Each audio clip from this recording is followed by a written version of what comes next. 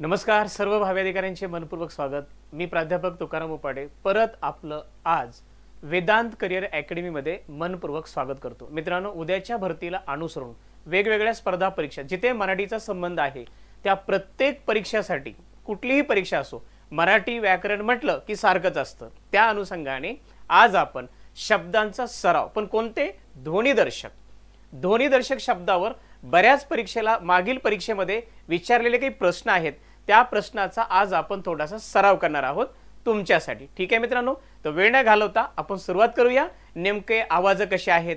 प्राणी आम्ही बघतो पण प्राण्यांचे आवाज आम्हाला माहित नाही। काय काय लोक प्राण्यासारखे आवाज काढतात म्हणून आपण त्यांना प्राण्याची उपमा देतो।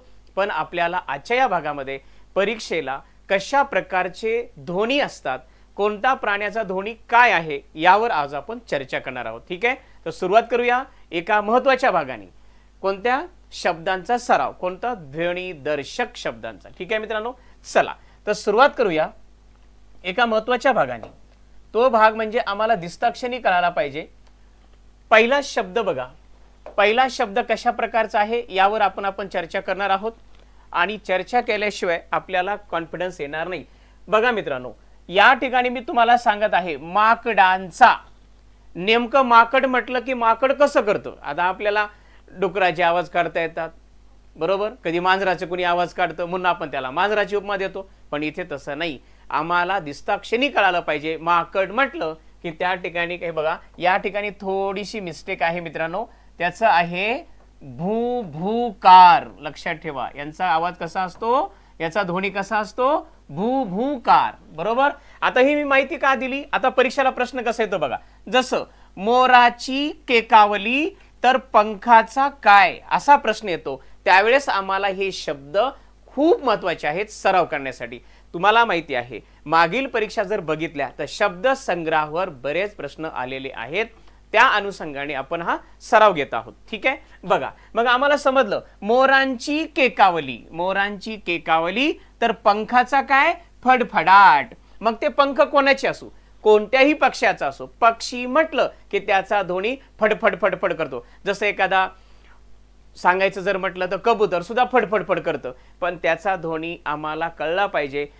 बघा आता फडफड म्हटलं की आम्हाला आठवतं पंख, बरोबर? कधी कधी आपण असं म्हणतो पंखासारखं फडफड करू नको, बरोबर? तसंच या ठिकाणी आम्हाला हे ध्वनी माहित झाले पाहिजे। बघा मित्रांनो, त्यानंतर पुढचं आहे मधमाशांची। इथे थोडी मिस्टेक झाली मित्रांनो, मधमाशांची काय असते? गुंजरव।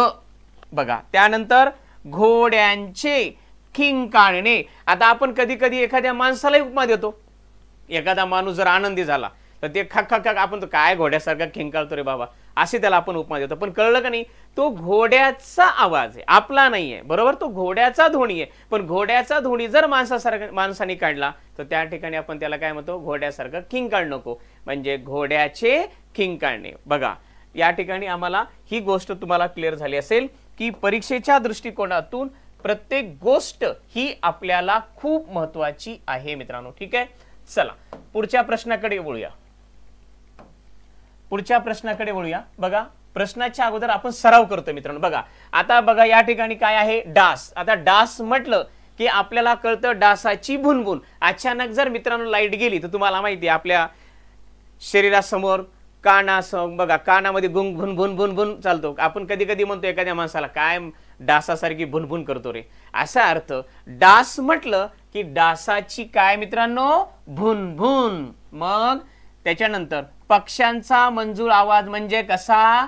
किलबिल। पक्ष्यांचा आवाज म्हणजे त्याचा ध्वनी कसा असतो? किलबिल करणे। ठीक आहे, आता जर आम्ही जंगलाचा अभ्यास केला, वाघाची डरकाळी, असं कधी झालंय का वाघानं मांजरीसारखं म्याव म्याव केलं का? नाही। वाघ म्हटलं की डरकाळी फोडतो, आणि जर तो डरकाळी फोडत नसेल तर वाघ कसला, बरोबर? म्हणजे आम्हाला ध्वनी प्राणी जेवढे माहिती त्यांचे ध्वनी सुद्धा माहित झाले पाहिजे, कारण परीक्षेला यावर प्रश्न कसा येतो बघा, तुम्हाला थोडक्यात सांगतो। बघा पक्ष्यांचा मंजूळ आवाज म्हणजे किलबिल तर वाघांची काय? तर आम्हाला कळलं पाहिजे वाघांची डरकाळी। आता मी म्हटलं पावसाची रिमझिम किंवा रिपरिप, दोन प्रकारची याची ध्वनी आहेत। कुणी म्हणतं पावसानं नुसती रिपरिप सुरू केली, कुणी म्हणतंय पावसाची काय आहे? रिमझिम रिमझिम चालू आहे, म्हणतो ना आपण रिमझिम रिमझिम गाणं, त्याच्यानुसार आपल्याला कळलं पाहिजे पाऊस म्हटलं की रिमझिम।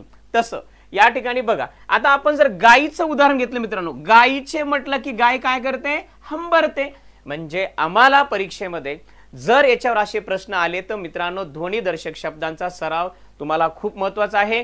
कुठल्याही स्पर्धा परीक्षेमध्ये सरळ सेवा असो, कुठली सरळ सेवा असो, कोणत्याही जिथे मराठीचा संबंध आहे त्या ठिकाणी तुम्हाला या शब्दांचा सराव होणं गरजेचं आहे. यांचे ध्वनी सुद्धा आम्हाला माहित झाले पाहिजे. आता तुम्हाला जर मी माहिती दिली आहे, गाय हंबरते, बरोबर, पक्ष्यांची आपण जर म्हटलं पंखाचा विचार केला तर फडफड करतो, म्हणजे अशा प्रकारचे ध्वनी आम्हाला माहित झाल्यानंतर मागील परीक्षेमध्ये काही प्रश्न विचारलेले आहेत, मग ते प्रश्न आम्हाला दिसताक्षणी कळाले पाहिजे, कारण आमच्याकडे ध्वनिदर्शक शब्दांचा सराव झालेला आहे.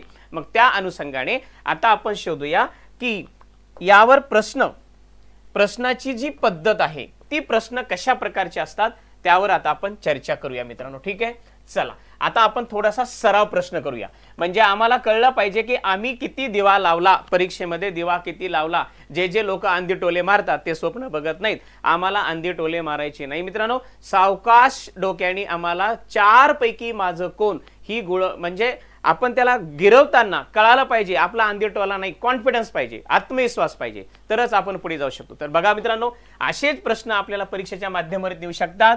खालील नामासाठी योग्य ध्वनिदर्शक, या ठिकाणी थोडीशी मिस्टेक झाली आहे मित्रांनो, ध्वनिदर्शक. आता या ठिकाणी आपल्याला कळला पाहिजे, पर्याय निवडा. आता जसं इथं कोल्हा, आता बघा या ठिकाणी 4 पर्याय दिलेत. पहिला आहे ओरड, दुसरा आहे गर्जना, तिसरा आहे भुंकणे आणि तिसरा आहे कोल्हेकुई. तर बघा मित्रांनो, कोल्हा म्हटलं की त्या कोल्ह्याची आम्हाला ध्वनी माहित झाला पाहिजे. पण आता हे कसं ओळखायचं मित्रांनो, 4 पर्याय तर दिलेत आणि 4 पर्यायापैकी एकामध्ये आपली नोकरी दडलेली आहे, हे तर तुम्हाला माहिती आहे. मग कसं ओळखणार बघा, याचा सराव कसा करणार बघा. ओरड म्हटलं की आपल्याला म्हणतो गाढवासारखं वरडू नको रे, बरोबर, म्हणजे गाढवाचा उल्लेख झाला, म्हणजे गाढवाचा ध्वनी काय, गाढव काय करतो, ओरडतो. आता त्याचा आवाज काढायचा नाही आपल्याला गाढवाच्या लग्नासारखा, ठीक आहे, ओरडतो. म्हणजे आम्ही कधी कधी एखाद्याला काय म्हणतो, गाढवासारखं वरडू नको, म्हणजे गाढवाचा ध्वनी वरडणे, बरोबर. मग इथं प्रश्न काय विचारला, इथं प्रश्न विचारला कोल्ह्याचा ध्वनी काय, मग आता वरडणे हे गाढवाचं, म्हणून हे पर्याय चूक. त्यानंतर बघा दुसरा पर्याय दिलाय मित्रांनो गर्जना, हे का चूक आहे बरं, इथं कोल्ह्याचं विचारले, गर्जना कोण करतो आपल्याला माहिती, आपण काय म्हणतो, सिंहाची गर्जना, बरोबर, सिंहाची गर्जना, म्हणजे हे पण पर्याय इथे चूक आहे.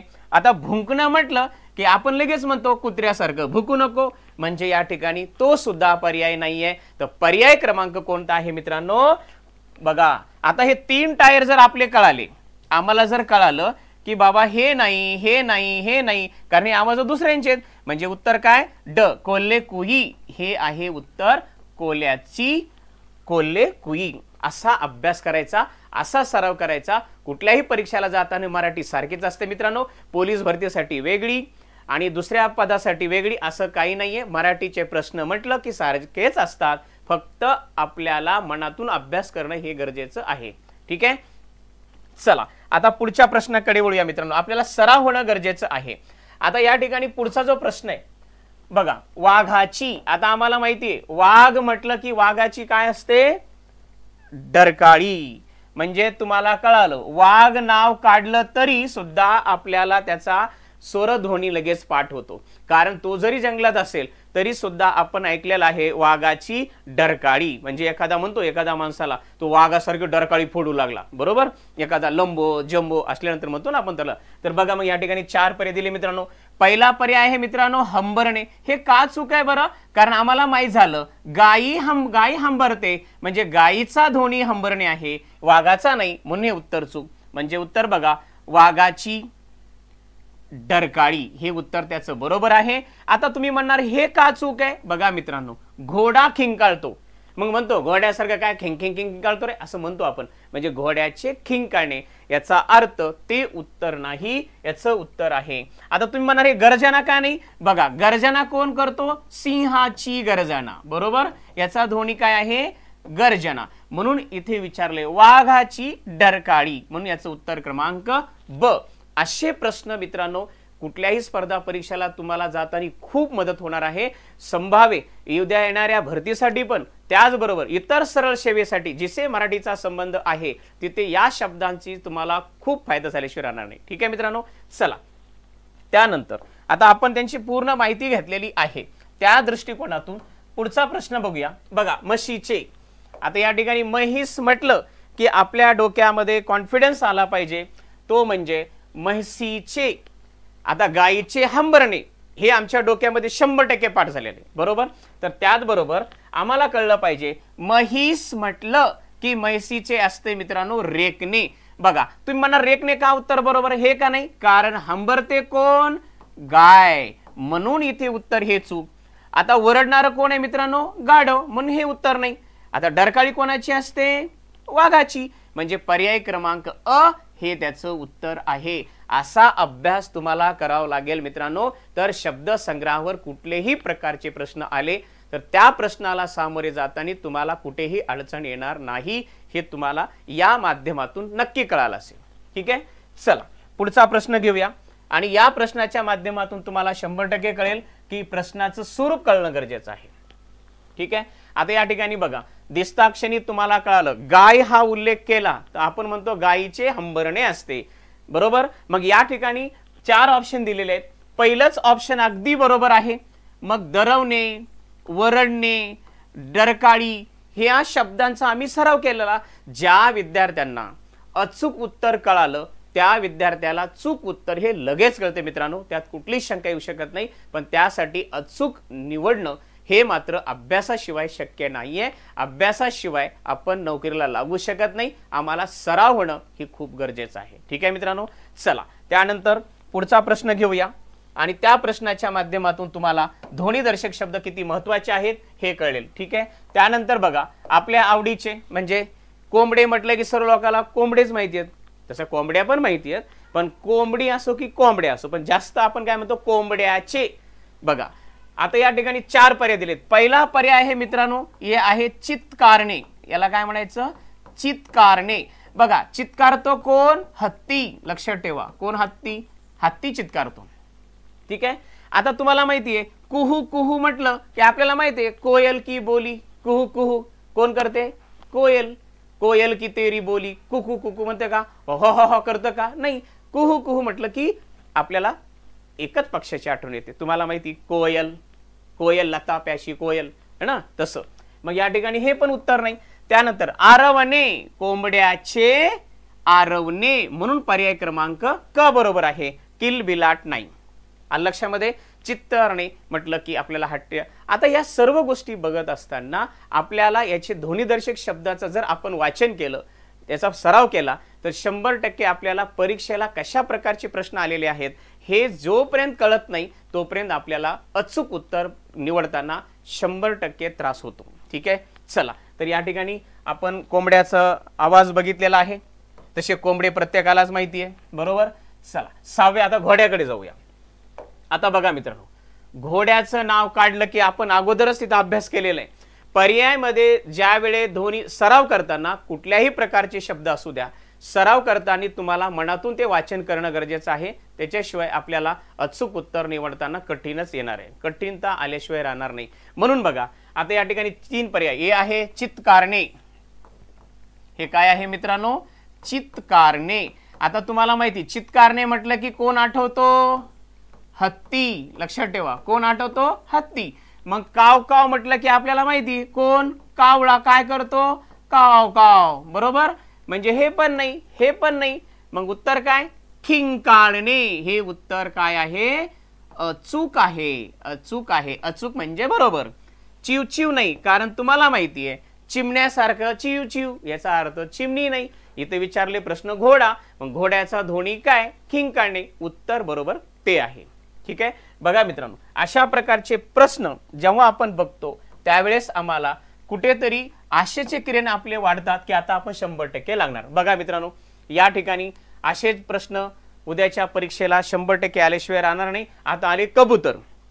आता आम्हाला एवढंच माहिती आहे, कबूतर कबूतर ज्या ज्या कबूतर, बरोबर. पण कबूतराचा ध्वनी काय, कबूतर काही लोक पाळतात पण त्याचा ध्वनी त्यालाच पाळणाऱ्याला माहित नसतो. तो म्हणतो कुत्र्याचा आवाज माकडाला, माकडाचा आवाज कुत्र्याला. असे प्रश्न होऊ नये मित्रांनो. कधी कधी मित्रांनो बऱ्याच काही परीक्षेमध्ये मुलांचे हे साधे जे पाळलेले प्राणी आहेत, पाळणारे पक्षी आहेत, त्या पक्ष्यांचं सुद्धा यांना ध्वनी माहित नाही, कशाला लावतात, म्हणून आपल्याला तिथे त्रास होऊ शकतो. ठीक आहे. आता या ठिकाणी बघा कबूतर आहे, ते पहिलं ऑप्शन दिले घुतकार. घुतकार म्हटलं की आपल्याला आठवलं पाहिजे मित्रांनो घुबड, लक्षात ठेवा, म्हणून हा पर्याय नाही. याचं उत्तर आहे मित्रांनो घुमणे. कारण कबूतर जर बघितलं घु घु घु असं ते घुमत असतं लक्षामध्ये. आणि काव काव म्हटलं की आपल्याला आठवतो कावळा, म्हणून याचा पर्याय हे पण नाही. आणि चिव चिव म्हटलं की चिमणी, म्हणजे अर्थ पर्याय क्रमांक ब हे अचूक उत्तर आहे. बघा मित्रांनो, अशाच प्रत्येक प्रश्नाचा सराव युट्यूबला गरजू विद्यार्थ्यांसाठी वेदांत करिअर अकॅडमी डेली घेऊन येणार आहे. शब्दांचा सराव, समानार्थी, विरोधार्थी, वाक्यप्रचार म्हणी, त्याचबरोबर अनेक शब्द समूहाबद्दल एक शब्द, असे वेगवेगळे सराव होणार आहे. सरावांच्या माध्यमातून कळतं की आपण कुठे कमी आहोत. कुठल्याही स्पर्धा परीक्षेला जा, ज्या कोणत्याही प्रमाणे आयोगाच्या पॅटर्न असेल, टीसीएस पॅटर्न असेल, IBPS पॅटर्न काही असू द्या, घेणं देणं नाही. अभ्यास तो अभ्यास असतो. मग मराठी जिथे जिथे संबंध आला, तो पोलीस भरती असेल, इतर सरळ सेवा परीक्षा असतील, या प्रत्येक ठिकाणी मराठीवर प्रश्न तसेच विचारले जातात. कुठेही गोंधळून जायची काही गरज नाहीये. फक्त अभ्यास तुम्हाला मात्र आत्मविश्वासाने केलेला असावा. ठीक आहे मित्रांनो. चला तर या ठिकाणी जो पुढचा प्रश्न आहे, असाच प्रश्न तुमच्या डोक्यामध्ये कन्फर्म झाला पाहिजे, तो आहे विजांचा. आता बघा आपल्याला माहिती आहे अवकाळी पाऊस आला की आपल्या डोक्यामध्ये कॉन्फिडन्स, विजाचा, कुणी असं म्हटलं का मित्रांनो, विजाचा कुहू कुहू, विजांचा घू घू असं कुणी म्हटलंय का? नाही. एखादा मनोरुग्ण माणूस सुद्धा म्हणू शकत नाही. राईट. म्हणजे विजा म्हटलं की आपल्या डोक्यामध्ये कडकडाट होतो. बरोबर. काय होतो? कडकडाट. मग आता या ठिकाणी बघा पहिलं ऑप्शन दिले गडगड गडगड, आपण म्हणतो आबाळ गडगड करायला, पण विजा म्हटलं की कडकडाट, खनखनाट नाही, छनछनाट नाही. आता हे छनछनाट खनखनाट म्हटलं की आपण काय म्हणतो? खनखन. जसं की खनकू लागली, तलवार खनकू लागली, खन खन, याचा ध्वनी आहे का? तो नाही. विजांचा हा जर असे ध्वनी आले तर विजाला कोणी घाबरलत नसतं. वीज म्हटलं की कडकडाट कडकडाट असा त्याचा आवाजाचा असतो, ध्वनी असतो. दिसताक्षणी आम्हाला उत्तर कळणं गरजेचं आहे मित्रांनो. ठीक आहे. चला आता पुढच्या प्रश्नाकडे वळूया. पुढचा प्रश्न आहे मित्रांनो, आता विजा बघितल्या, नाण्यांचा. बघा या ठिकाणी काय दिलं? नाण्यांचा. आता तुम्हाला माहितीये खन खन, बरोबर. आता खनखन म्हटलं की कणकण नाही होणार, आणि कणकण म्हटलं की खनखन होणार नाही. प्रत्येकाचा ध्वनी वेगवेगळा असतो. ही प्रत्येकाचा सारखा असू शकत नाही. जसे माणसं एका रंगाचे नसतात, कुणी काळे असतात तर कुणी गोरे असतात. बरोबर. प्रत्येकाचा गुण हा वेगवेगळा असतो. तसंच ध्वनी सुद्धा वेगवेगळे. प्राणी नाव कॉमन आहे, पण प्राण्यामध्ये पण आवाज वेगवेगळे आहेत. तसं आता नाण्यांचा गडगडाट नाही, नाण्यांचा कडकडाट नाही, नाण्यांचा खनखनाट नाही, तर नाण्यांचा छनछनाट असतो मित्रांनो. असे आपल्याला असेच प्रश्नाचा सराव मी डेली तुमच्यासाठी घेऊन येणार आहे. कारण तुम्हाला माहिती आहे मागील 2023 मध्ये ज्या ज्याही परीक्षा झालेल्या आहेत, या प्रत्येक परीक्षेमध्ये शब्दावर मुलांचे मार्क्स गेलेले आहेत. ज्या विद्यार्थ्यांना 100% यश प्राप्त करायचं असेल तर या शब्दांचा अशा माध्यमातून दर्जेदार प्रश्न जर आपल्याला आले तर कुठेही अडचण येणार नाही. ठीक आहे मित्रांनो. चला एक पुढचा प्रश्न घेऊया, आणि त्या प्रश्नाच्या माध्यमातून तुम्हाला 100% आशेचे किरण तुमचे वाढतील, कमी होणार नाहीये. बघा पुढचा प्रश्न आहे मित्रांनो पाणी. आता पाणी म्हटलं की पाण्याचं कुणी म्हटलं का ढबढबाट? नाही. एखाद्या अडाणी माणसाला जरी आपण विचारलं पाण्याचं काय, ते म्हणते का धबधब? नाही.